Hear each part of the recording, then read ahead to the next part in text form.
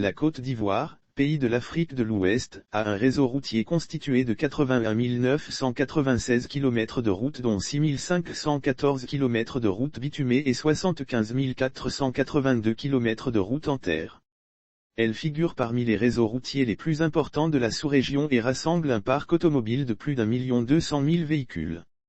En dépit de ce dynamisme, le transport terrestre est confronté à des cas de fraude. Environ 33% effectuent le contrôle technique semestriel ou annuel, selon la Direction générale des transports terrestres et de la circulation. En outre, les routes sont également mortelles. Plus de 600 morts et 13 000 blessés causés par des accidents de la circulation sont enregistrés chaque année en Côte d'Ivoire, selon les statistiques officielles. La plupart de ces accidents sont dus en majorité à des facteurs humains et techniques. Pourtant, les réformes instaurées depuis 2014 étaient censées atténuer la fraude qui mine le secteur du transport terrestre et par ricochet avoir un impact sur les accidents de la route. Le contrôle technique automobile miné par la corruption et la fraude. Le contrôle technique automobile est un examen qui permet à l'automobiliste de s'assurer que sa voiture est en parfait état de fonctionnement et qu'il ne se met pas en danger en l'utilisant au quotidien.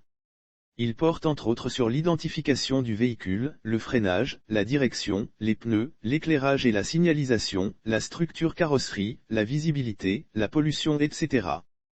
Conscient qu'un véhicule en circulation et en bon état est le gage d'une sécurité routière, la visite technique automobile pour le contrôle, la vérification du bon état de marche et de l'entretien des véhicules a été rendue obligatoire pour tout véhicule par le gouvernement, conformément à l'article 129 du décret numéro 2016-864 du 3 novembre 2016.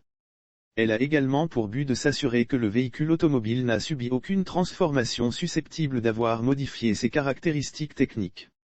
L'état mécanique et la fiabilité des véhicules automobiles contrôlés sont vérifiés au moyen d'équipements automatisés reliés au système informatique du centre de visite technique et à la base de données de l'administration chargée des transports routiers.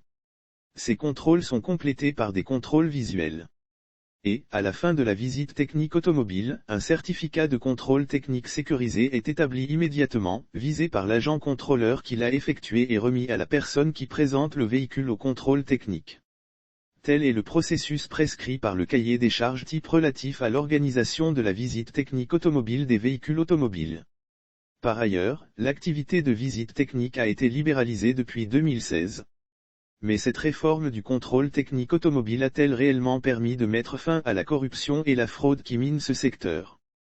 Le certificat de contrôle technique n'est pas toujours délivré selon les normes. Le certificat de contrôle technique n'est pas toujours délivré selon les normes. Nombreux sont les usagers qui obtiennent le certificat de contrôle technique sans soumettre leur véhicule à la vérification requise. Sur recommandation de mon beau-frère, quand je lui ai soumis ma préoccupation de passer, très prochainement, le contrôle technique de mon véhicule, je me suis rendu à Bassam où il exerce comme employé de la SICTA.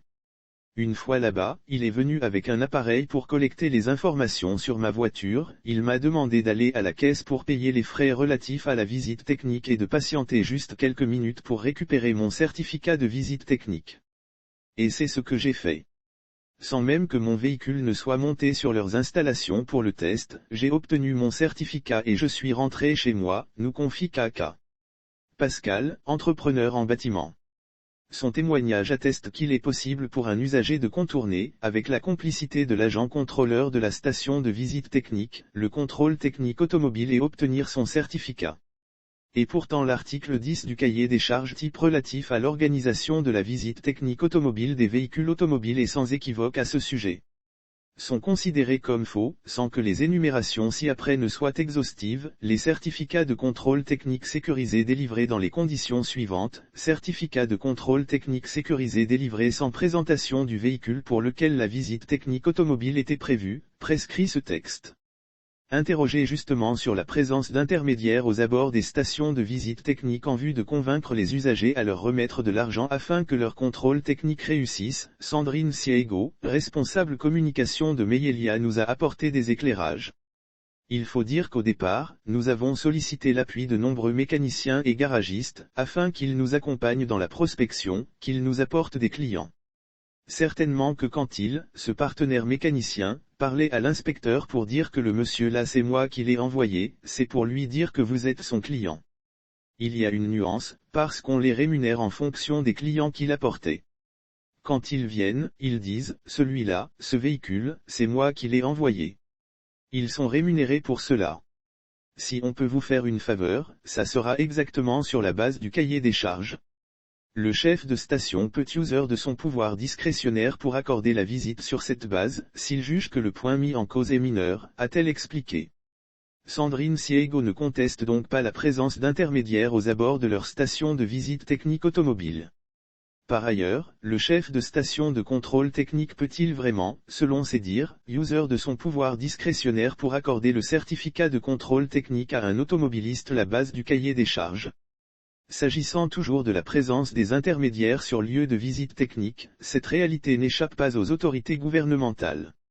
Des individus jouant d'intermédiaires sur les lieux de visite technique entre les agents rançonnant les usagers au motif qu'il échouerait s'ils ne donnent pas de pot de vin, avait dénoncé, pour sa part, lors d'un point de presse tenu le 14 septembre, Epifane Zorobello, le ministre de la promotion de la bonne gouvernance, du renforcement des capacités et de la lutte contre la corruption en pointant du doigt les services de la Société ivoirienne de contrôle techniques automobiles industriel, SICTA, et pourtant, lors d'un entretien accordé le 19 octobre par Dominique Gouverner, le directeur général de la SICTA à notre rédaction, celui-ci a défendu sa société face aux accusations dont elle fait l'objet.